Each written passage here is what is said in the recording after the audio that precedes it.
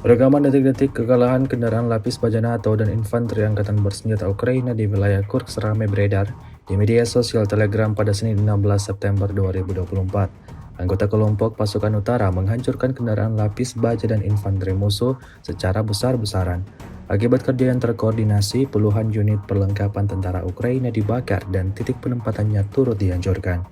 Pasukan Moskow memburu peralatan dan personel pasukan pendudukan rezim Kyiv sepanjang waktu, hingga tidak ada personel militer Ukraina yang merasa aman di tanah Rusia.